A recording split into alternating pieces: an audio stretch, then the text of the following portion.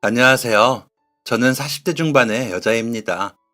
저는 작은 소도시에서 건물 관리 일을 남편과 하며 살고 있습니다. 원룸이 많은 지역의 특성상 저희 같은 관리인들이 해야 할 일은 참 많습니다. 쓰레기 관리, 재활용 관리, 계단 및 공용구역 청소, 각종 공과금 정산까지 이리저리 해야 할 일이 많죠.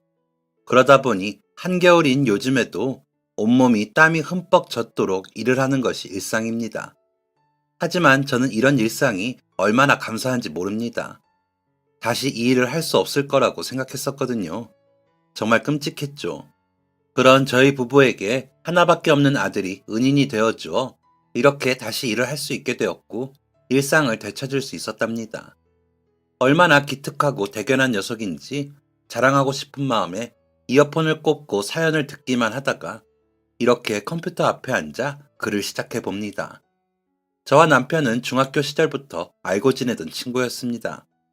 저는 여중을 다니고 남편은 남중을 다녔지만 같은 태권도 도장에서 운동을 하는 사이였기에 서로 잘 알고 지냈습니다. 그 당시 정작 태권도 도장까지 나가 운동하는 여자아이들은 많지 않았기에 저는 도장 내에서도 조금 유명인사였습니다. 그런데다가 제가 제법 태권도를 잘하는 편인 것 같더라고요. 사범님께서도 저를 최고의 진학을 시키겠다면서 공을 들이셨기에 도장에서 저는 공주님 대접을 받았죠. 도장에서 공주님 대접이라고 해봐야 힘들게 운동하면서 동작 하나 더 봐주시는 게 다이긴 하지만요. 나름 지역 내 겨루기 대회에 나가 동상도 받고 하면서 자연스럽게 체육인의 꿈을 키워나갔습니다. 남편은 겨루기보다 품새를 잘해 시범단 활동을 할 만큼 지역에서도 유명한 학생이었기에 저희는 함께 최고로 진학하는 것이 목표로 정해지며 함께 운동을 하는 사이였습니다. 그러다 중학교 3학년 여름방학에 저는 발목 부상, 남편은 허벅지 인대 부상을 입으며 최고 진학이 좌절되었습니다. 물론 태권도부가 있는 고등학교에 함께 진학을 하기는 했지만 오랜 시간 최고를 목표로 운동을 하던 저희 두 사람은 뭔가 진이 빠지는 경험을 비슷한 시기에 겪으며 동지애 같은 게 생겨서인지 더 가까워지게 되었습니다. 대회에 나가서도 성적은 부진했고 부상을 입은 곳은 회복이 안 되니 운동하는 재미가 없어지더라고요. 국가대표가 최종 목표였는데 그 꿈에서 멀어졌다고 생각하니 운동만 한 게 얼마나 후회가 되던지. 그래도 다행히 지역에 가까이 있는 전문대에 있는 태권도 학과에도 함께 진학하며 저희는 자연스럽게 교제를 하게 되었습니다. 그러다 1학년을 마치고 남편은 군대에 가게 되었고 저는 고무신이 되어 남편을 기다렸습니다. 그때도 얼마나 울고불고 했는지 모릅니다. 남편은 나 때문에 좋은 사람 놓치지 말고 괜찮은 놈 있으면 만나. 대신 나 제대할 때까지 괜찮은 놈 없으면 제대하고 우리 결혼하자 라고 했었습니다. 저는 그 말에 들떠 열심히 기다렸습니다. 매일 편지를 쓰고 한 달에 2번은 도시락을 바리바리 싸서 면회를 가고 때마다 소포 보내고 남편이 휴가 나오면 또 부대 앞까지 가서 기다렸다가 같이 오고 그랬습니다. 부대에서도 소문이 날 정도였죠. 남편은 그런 저를 볼 때마다 싱글벙글하며 꼭 안아주었는데 그때 그 느낌이 얼마나 좋던지 그 재미에 제대할 때까지 열심히도 했습니다. 제가 먼저 졸업을 하고 동네 도장에서 사범을 하면서도 관장님께 말씀드려서 남편 휴가날 맞춰 마중을 가고 배웅을 하고 했으니 저도 참 열성적이었죠. 남편이 제대를 하고 복학을 하고 나서는 더 붙어 다녔습니다. 누구는 고무신을 거꾸로 신고 누구는 군화를 꺾어 신었다더라 하는 말들을 들었지만 저희 커플에게는 해당 사항이 없는 말이었습니다. 물론 중간에 오해를 사게 만드는 사람들도 있었지만 서로가 상대방이 기분을 상하지 않도록 잘 끊었습니다. 그걸 알기에 그만큼 서로에게 믿음이 있었죠. 남편이 졸업을 하고 다른 도장에서 일을 하게 됐고 저는 새해맞이 해돋이를 보러 가서 프러포즈를 받았습니다. 오들오들 떨다가 해가 떠오르는 것을 보고 좋아하고 있는데 남편이 갑자기 반지를 내밀며 우리 매일 떠오르는 저 해처럼 매일 아침 서로 얼굴 보면서 살자 라고 하더라고요. 24살이 되던 해였는데 남들 다 환호하며 보는 해를 눈물 콧물 흘려가며 봤습니다. 대답은 당연히 그러자였죠. 저는 아버지와 할머니가 키워주셨고 남편은 홀어머니가 키우시는 집에서 자라 그런지 좀 빨리 가정을 이루고 싶다는 말은 전부터 서로 했었거든요. 저는 엄마가 어릴 때 이혼을 하면서 떠나시고는 제가 30살이 될 때까지 생사를 모르고 살았고 남편은 아버지가 폐결핵으로 3살경에 돌아가시면서 어머니가 혼자 식당을 하시면서 남편을 키우셨거든요. 가족 간의 정이 그리운 사람 둘이 알콩달콩 잘 살아보자 싶었죠. 부모님들도 저희에게 너희는 그냥 얼른 결혼해 라고 하시기도 했거든요. 그렇게 프로포즈를 받고 저희 집에 가서 아버지와 할머니께 허락을 받고 어머니께 가서 허락을 받아 저희는 25살이 되고 3월에 식을 올리게 되었습니다. 저희 부부 아이 욕심도 많았습니다. 5명 낳자고 할 정도로요. 그렇지만 아이라는 게 결혼한다고 덜컥 낳아지는 게 아니더라고요. 저희가 결혼하고 7개월 정도 후에 어머님께서 교통사고로 덜컥 돌아가셨습니다. 기사 식당을 운영하셨는데 식자재 때문에 새벽 시장에 가시다가 졸음운전을 하는 덤프트럭과 사고가 나는 바람에 사고 현장에서 바로 돌아가셨습니다. 덤프트럭 운전자도 혼수 상태일 정도로 사고가 커서 남편은 한동안 정신을 못 차릴 정도로 슬퍼했습니다. 저 역시 고등학교 때부터 가게에 놀러가 일 도와드리고 밥도 얻어먹고 그랬기에 어머님이 돌아가신 게 충격적이었는데 남편은 더 심하게 충격을 받았을 거라고 생각해 세심히 살피면서 남편에게 잘해주려고 노력했습니다. 그렇게 남편이 겨우 마음을 추스를 때쯤 저희 할머니가 노안으로 돌아가시면서 저희 가정에 다시 한번 슬픔이 몰려왔습니다. 연세에 비해 정정하셨고 집안일도 문제없이 하시던 분이라 마음의 준비도 할 새가 없이 보내드려야 했기에 그 충격도 크더라고요. 아버지도 힘들어 하셨지만 저에게도 엄마 대신 자리를 지켜주시던 할머니셨기에 그 슬픔이 너무 커 몇 개월은 틈만 나면 울었던 것 같습니다. 그때 남편이 같이 울면서 위로를 많이 해주더라고요. 둘 다 얼마 차이가 없이 그런 일을 겪고 나니 서로 더 단단해지더라고요. 그런 저희 사이에 아이만 생기면 딱 좋겠다 싶어 얼른 아이가 생기길 바랐습니다. 도장에서 유치부 운동을 시킬 때마다 너무 예뻐서 아이가 태어나면 아이도 운동시키는 상상을 하면서 기다렸습니다. 하지만 번번이 실패를 하더군요. 수많은 기대들이 수많은 실망으로 돌아서길 2년을 하고 나니 병원에 가 검사를 해보자 싶어 검사를 했지만 둘 다 별 문제가 없다고 하더라고요. 너무 격하게 운동을 해서인가 싶어 저는 도장까지 그만두고 임신 준비를 했지만 아이는 찾아오지 않았습니다. 난임 치료를 받아보려 했지만 비용이 만만치 않아 아직 젊으니 조금 더 기다리며 시도해보자 싶었죠. 매일 밤 1시간도 넘게 기도했던 것 같습니다. 제발 예쁜 아이를 만나게 해주시면 정말 최선을 다해 키우겠다고요. TV에 아이를 버리고 갔다는 기사와 학대를 당한 아이들이 구조가 됐다는 기사라도 나올 때면 저렇게 아이를 소중히 여길 줄 모르는 부모에게도 아이들이 가는데 우리에게는 왜 오지 않을까 하며 눈물만 났습니다. 그러다 저희가 29살이 되는 해에 남편이 그러더라고요. 우리 32살 때까지 기다려보고 그때까지도 아이가 안 찾아오면 그냥 너랑 나랑 둘이 살자. 우리 둘이 살아도 재미있게 살면 되지. 라면서 웃더라고요. 제가 너무 노심초사하며 아이가 생기는 일에 몰두하는 걸 본 남편이 제 마음 편하게 해주려 하는 이야기인 줄 알면서도 왜인지 마음이 편해지더라고요. 물론 그 안에 아이가 생기는 것이 제일 좋은 일이었지만 혹여나 안 생기면 남편 말대로 둘이 살면 되겠다는 생각을 했습니다. 그리고 아직 시간이 있으니 좀 더 여유롭게 생각하자 싶기도 했고요. 그래서 다시 다른 도장에 취업해 나가기 시작했습니다. 그러다 휴일이 되면 남편과 여기저기 여행을 다니기도 하고요. 작은 경차를 사서 차에서 자기도 하고 텐트에서 자기도 하면서 산이며 강이며 바다로 여기저기 다녔습니다. 진작 이렇게 즐기면서 살 걸 너무 전전긍긍하느라 시간을 썼다면서 남편에게 웃으며 말하곤 했지만 매달 저는 마음이 불안했습니다. 아이를 간절히 기다리고 있는 마음은 달라지지 않았으니까요. 그러다가 가을 단풍을 보러 동해 쪽에 가서 텐트에서 잠을 자는데 멧돼지가 달려들어 텐트로 들어와서는 제 뱃속으로 쏙 들어오는 꿈을 꿨습니다.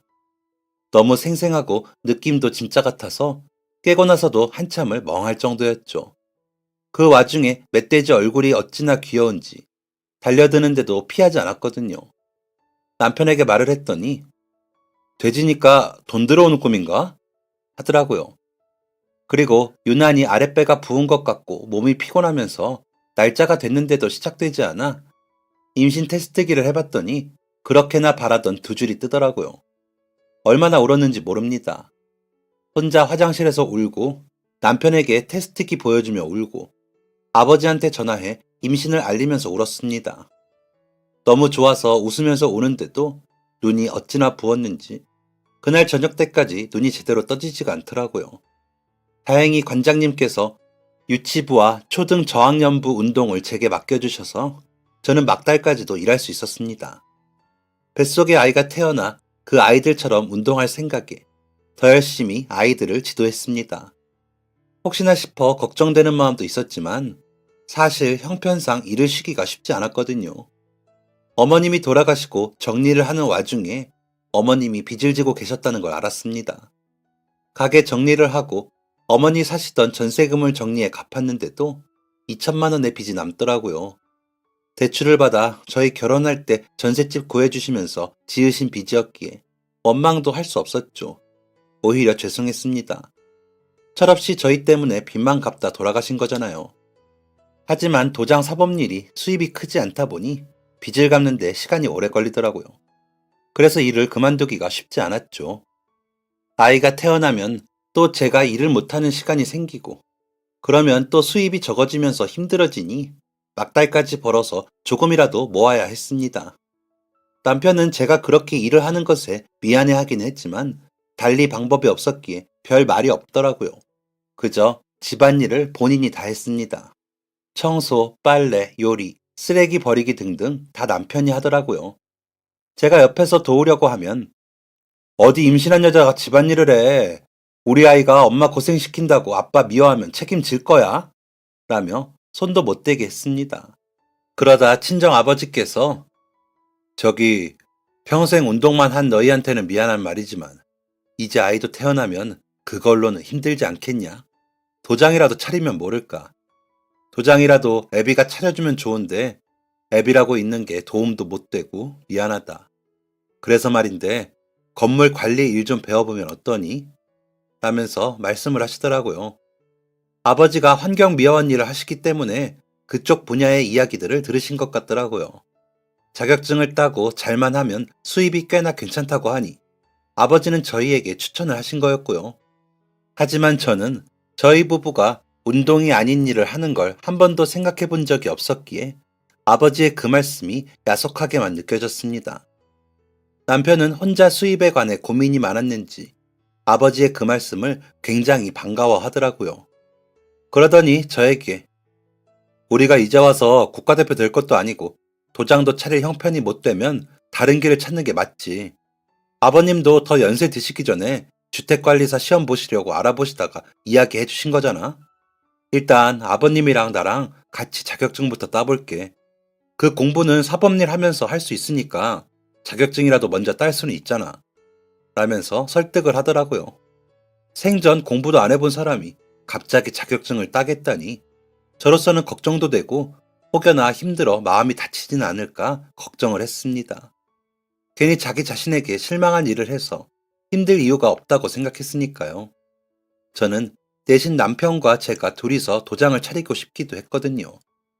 아이를 낳고 어느 정도 키우고 나서 도장을 차리면 되지 않을까 싶었습니다.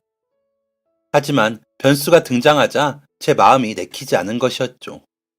남편은 그런 제 마음을 아는지 모르는지 열심히 공부했습니다. 물론 첫 시험에는 떨어졌습니다. 택도 없는 점수였죠. 두 번째 본 시험에서는 아버지만 붙으셨습니다. 아버지는 그런데도 정년까지는 일하시겠다며 환경미화원 일을 계속하시더라고요. 그러면서도 이리저리 건물 관리 일에 대해 알아보시는 것 같았습니다. 남편은 세 번째 시험을 치르러 가면서 혁수야, 아빠가 이번에도 떨어지면 우리 혁수한테 공부하라는 말 안 할게. 라고 인사를 하며 나가더라고요. 3년을 치렀으니 그런 말을 할 만도 했습니다. 그 사이 우리 아들이 태어나 세 번째 생일 지냈으니 말이죠. 하지만 아이가 태어나고 남편은 바빴습니다. 오전에 일어나 주택관리사 공부를 하고 오후에는 도장에 나가 일을 하고 밤에는 저를 안 깨우고 우는 아이를 달래는 일을 해줬거든요. 그나마 다행인 건 아들이 순둥이라 금방 울다가도 금방 그치고 웃는 아이였다는 겁니다. 아침부터 저녁까지 아이를 보는 체계, 밤잠이라도 자라고 남편이 배려를 해주느라 고생을 많이 했죠. 그러다 보니 전처럼 집안일은 많이 못했지만 저는 불만이 하나도 없었습니다. 남편은 항상 최선을 다하고 있었고 제 주변 친구들이나 언니들, 동생들 이야기를 들어봐도 우리 남편만한 사람이 없었으니까요. 정말 단점이라고는 없는 사람이었습니다. 그런데도 저에게 매번 미안하다고만 하는 바보 같은 사람이었죠. 그래서 남편이 얼른 시험에 합격하길 바랐습니다. 그 마음이 통한 건지 남편은 세 번째 주택관리사 시험에 합격했습니다. 남편이 얼마나 고생을 했는지 알았기에 진심으로 축하해줬습니다. 시험에 합격하고 나니 남편은 이리저리 주택관리사 일을 할 수 있는 회사를 찾아 면접을 보러 다녔습니다. 아버지는 환경미화원 정년이 끝나시는 대로 아파트 관리소장으로 가시기로 했다고 하시더라고요. 남편도 그런 일을 알아보다가 건물 관리인 자리에 가기로 했다고 하더라고요. 그러면서 해야 할 일에 대해 막 이야기를 해주는데 저도 할 수 있겠더라고요. 그래서 저는 시험을 안 보고 남편과 2인 1조로 함께 다니며 일을 할 수 있는지 알아봐 달라고 부탁을 했습니다. 저는 자격증이 없는 대신 청소 담당으로 일을 시켜주신다고 하더라고요. 남편이 관리해야 하는 건물이 100개 정도 되는데 혼자서는 그 일을 못하니 2인 1조로 일을 하게 되는데 같이 다니시는 분은 자격증 소유자는 아니라고 말씀을 하셨다고 해서 제 자리도 부탁한 거였거든요. 그때 우리 아이가 4살이 막 되었을 때라 어린이집 종일반에 맡기고 같이 일을 해보자 싶었습니다. 일은 힘들었습니다. 생각했던 것보다 훨씬 힘들었습니다. 초반에는 몸살이 심하게 날 정도로 힘들더라고요. 엘리베이터도 없는 단층 건물들을 하루에 20개 정도 관리하려면 여간 힘에 부치는 게 아니었습니다. 그런데도 소문이 잘 났는지 건물을 맡기고 싶다는 사람들의 주문이 밀리는 상황이었습니다.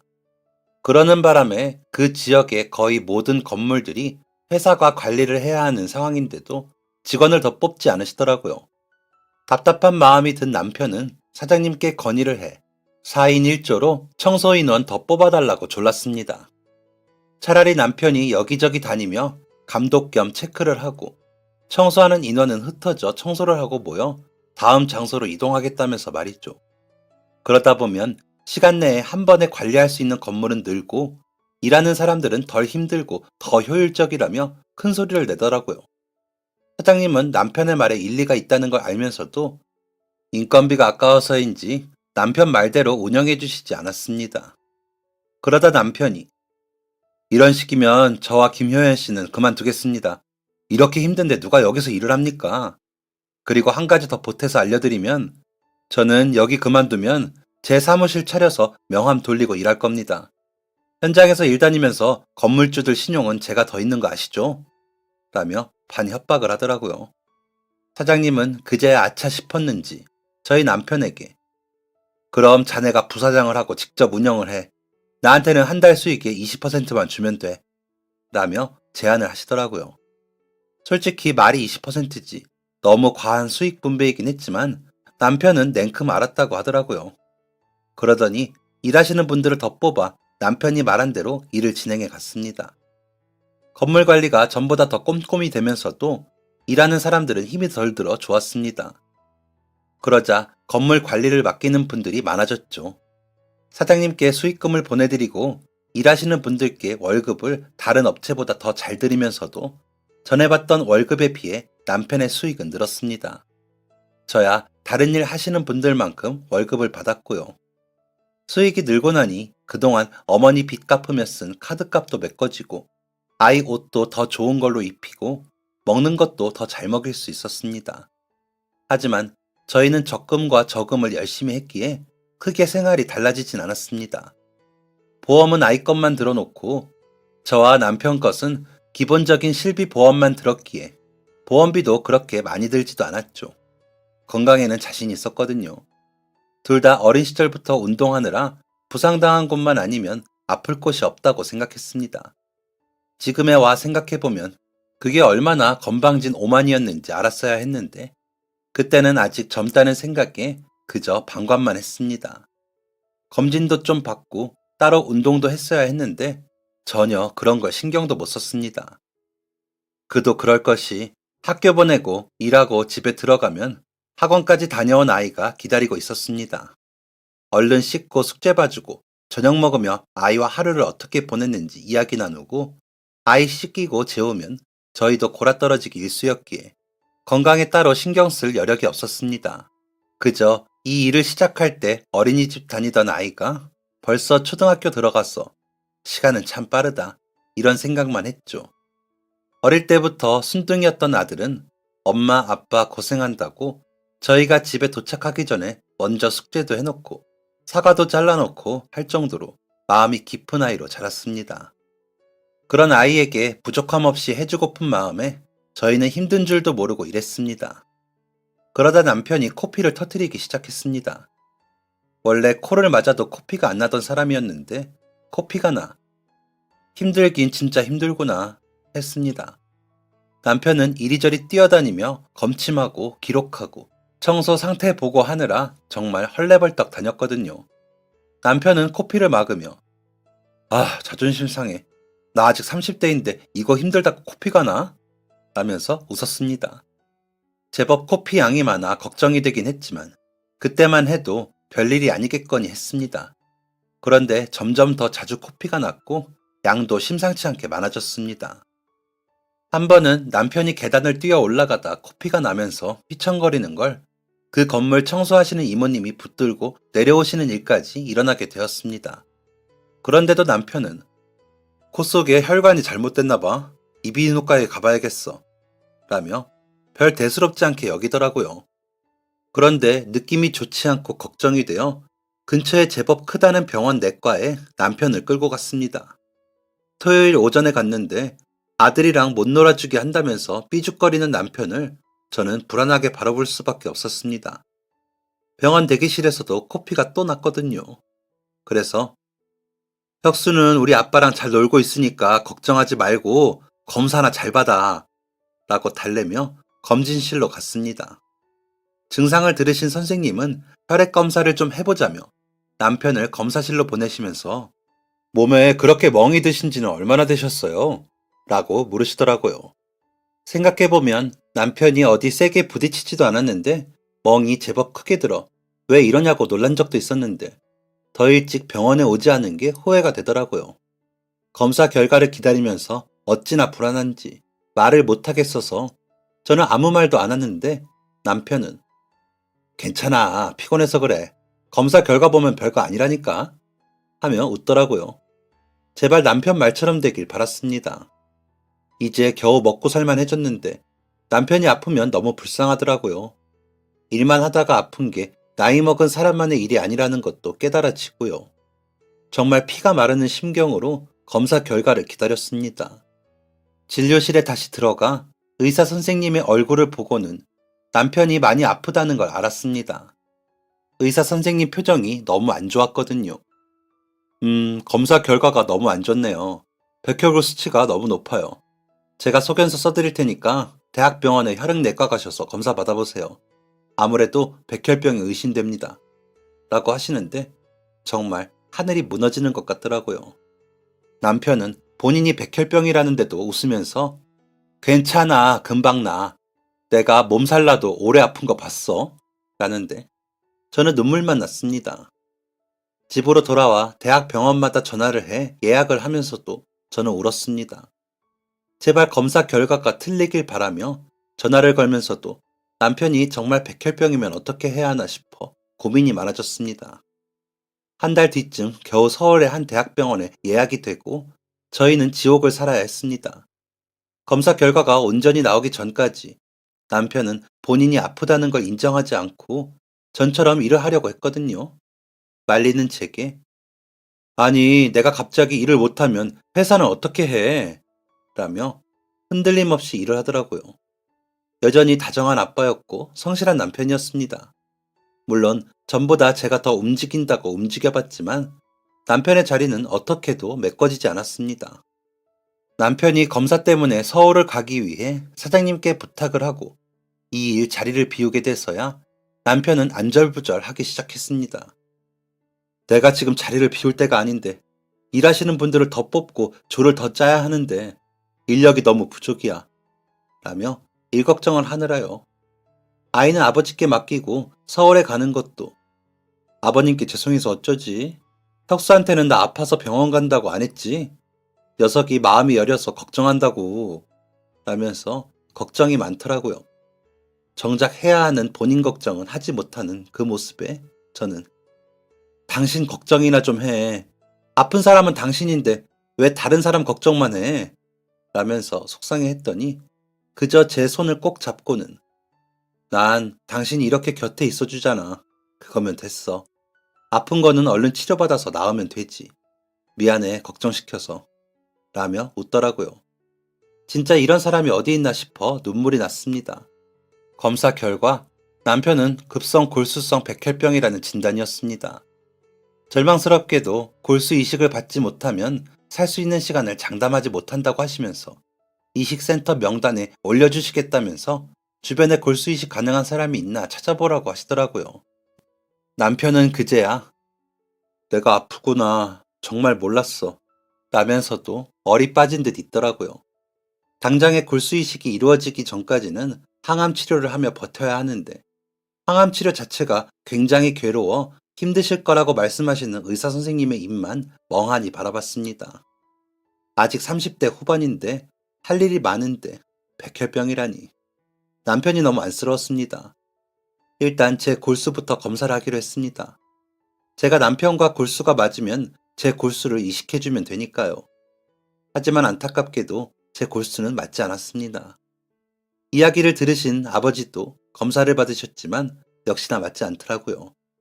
그 시간 동안 남편은 항암 치료를 받기 시작했고 괴로워했습니다. 물론 워낙 밝은 사람이기에 웃는 얼굴로 말을 해주었지만 항암 치료 후 구토를 해가며 괴로워하는 모습은 차마 볼 수가 없을 정도였습니다.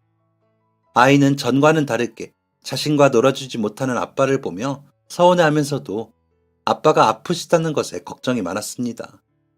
초등학교 2학년에 올라가며 키가 130cm가 되었는데도 여전히 아기 같은 아들은 매일 밤 잠들기 전에 저희 아빠가 얼른 나와서 아프지 않게 해주세요 라며 기도를 했습니다.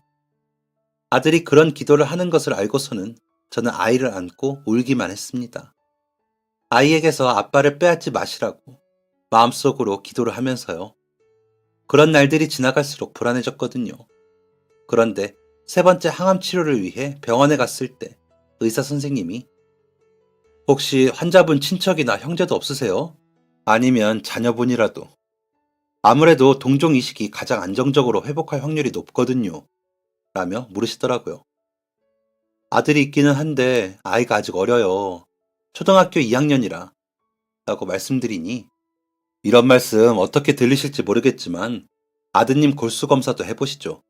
어리긴 한데 지금 환자분 상태가 더 급하다 보니 저도 안타까운 마음에 권하는 겁니다. 라고 하시더라고요.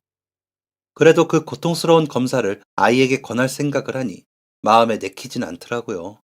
하지만 혹시나 싶은 마음도 들어 마음에 갈등이 생겼습니다. 아이가 잘 있는지 확인차 아버지께 전화를 하며 의사 선생님 말씀을 전했더니 아버지도 혁수가 조금만 더 컸어도 좋은데 너무 어리지? 라고 하시더라고요. 그렇게 아버지와 전화를 하고는 전화를 끊었는데 아이에게 다시 전화가 오더라고요. 엄마, 내가 검사 받아볼게요. 할아버지 이야기 하시는 거 다 들었어요. 내가 검사 받고 아빠 안 아프게 할 수 있게 해주세요. 제발요.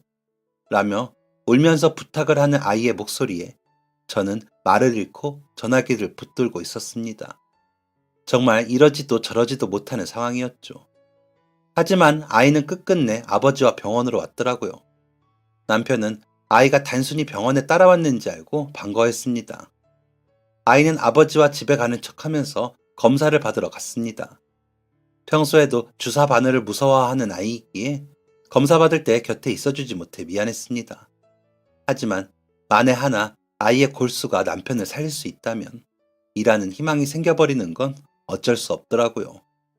검사 결과는 골수 이식이 가능하다고 나왔습니다. 기뻐해야 하는데 마음껏 기뻐할 수가 없더라고요. 아이에게 너무 큰 숙제를 안기는 것 같아서요. 의사 선생님께서는 아이가 아직 몸무게가 너무 적어요. 적어도 54kg 이상은 나가야 해요. 그러면서 키도 더 크면 좋고요. 아버님 상태로는 적어도 6개월 안에 그렇게 돼야 하는데 괜찮겠어요? 라고 하시는데 저는 불가능하다고 생각했습니다. 왜냐하면 아이가 그때 키가 130cm에 몸무게가 30kg인 상태였는데 54kg을 만들기란 불가능하게 보였거든요. 하지만 아이는 눈을 반짝이며 할 수 있어요. 할게요. 라며 기뻐했습니다. 본인이 아빠를 살릴 수 있다는 희망이 아이를 기쁘게 한 것 같았습니다. 안 그래도 여리고 생각이 깊은 아이라 더 그랬겠죠. 그날부터 아이는 밥을 2그릇씩 먹었습니다.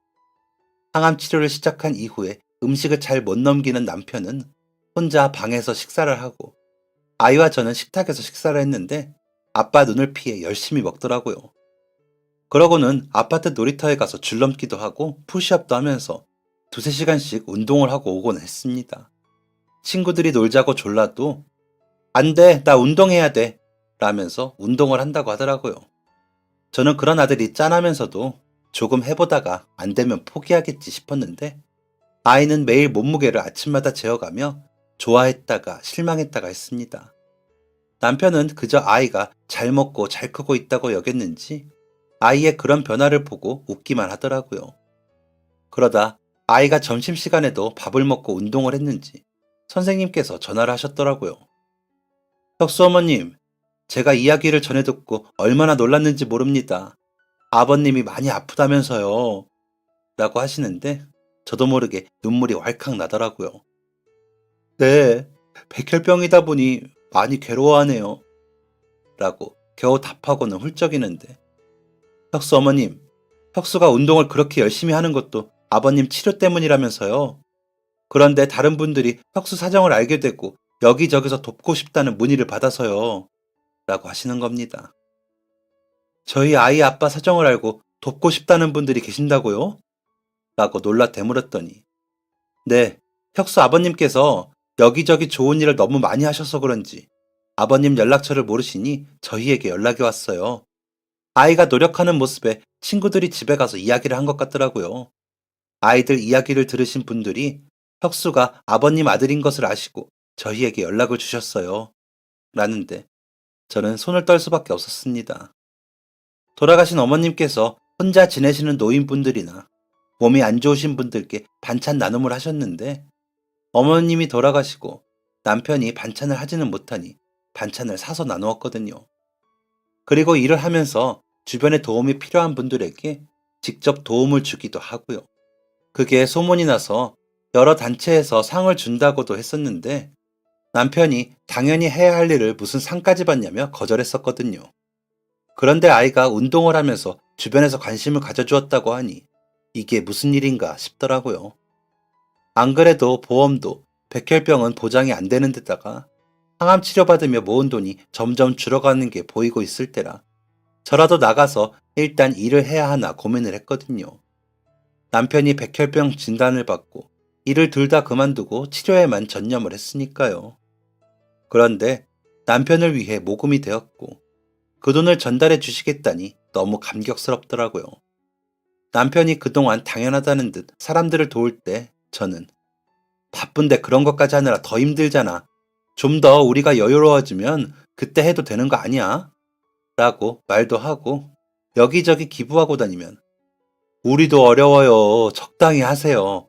라며 싫은 티도 냈었는데 남편은 그럴 때마다 어이구 어렵게 자라본 사람이라 그냥 못 지나치겠습니다. 사모님 좀 봐주십시오. 라며 웃었거든요. 남편의 그런 선한 마음이 결국엔 좋게 돌아오는구나 싶어 미안하고 더 대단하게 느껴지더라고요. 그래서 일단 남편과 상의를 해보겠다고 하고 전화를 끊었는데 아이가 싱글벙글하며 들어왔습니다. 엄마, 애들이 우리 아빠가 영웅이래요. 아빠 덕분에 병원 가서 살아난 사람도 많고 할머니, 할아버지들도 잘 도와서 아빠는 꼭 다 나을 거라고 그래요. 그래서 나도 더 힘내서 몸무게 늘릴 거예요. 라고 말하는 아이에게는 자부심이 엿보였습니다. 남편에게도 그 이야기를 전하며 당신 같은 사람이랑 내가 결혼해서 진짜 너무 멋진 일을 겪는다. 당신 정말 대단해. 라고 하니 아휴, 내가 뭘 한 게 있다고. 앞으로 갚아야지. 라며 웃더라고요. 하지만 남편의 눈빛은 어딘지 모르게 슬펐습니다.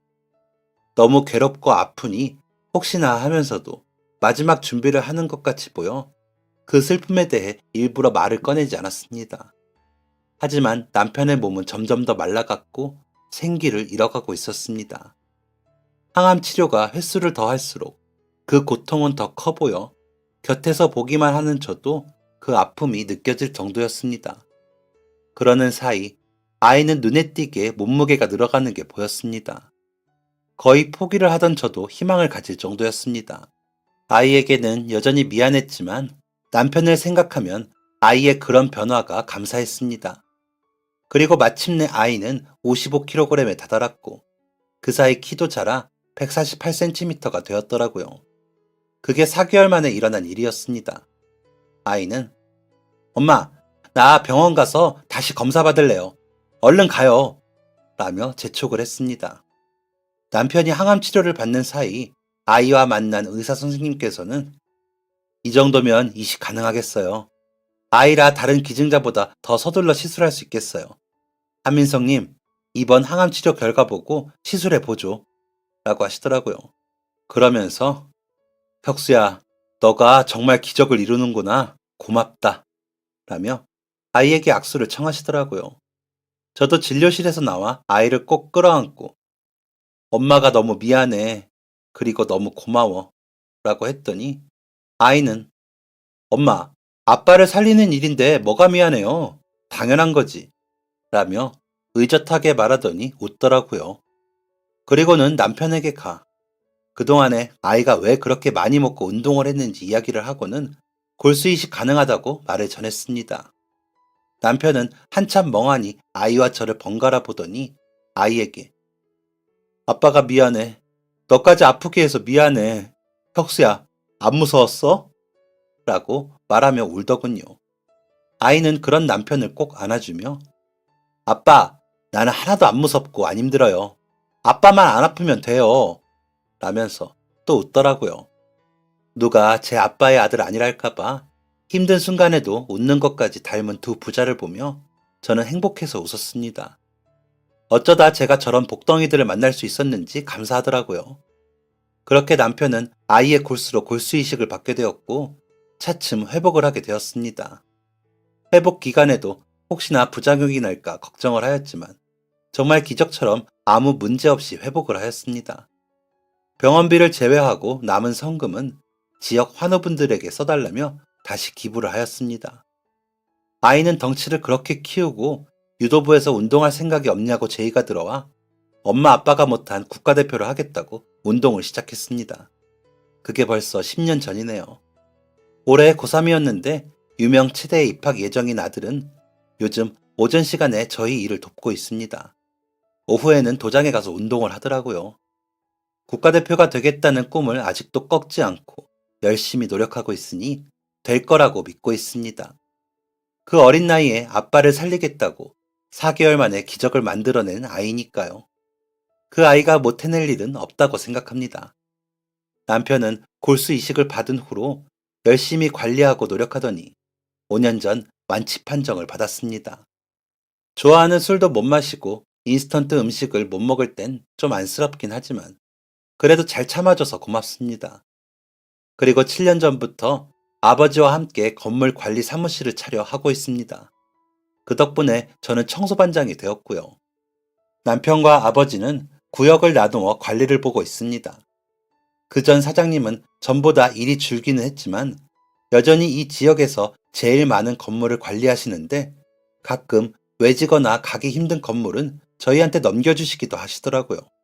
그것도 감사하죠. 그리고 남편은 받은 게 너무 많아 갚아야 할 것도 많다면서 반찬을 더 부지런히 나릅니다. 요즘은 저도 같이 하고 있습니다. 감사하는 마음으로 열심히 하고 있습니다. 물론 기부도 열심히 하고요.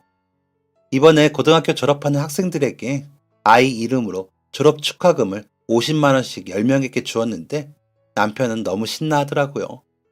역시나 너무 착한 사람입니다. 아버지는 가끔 그런 말씀을 하세요.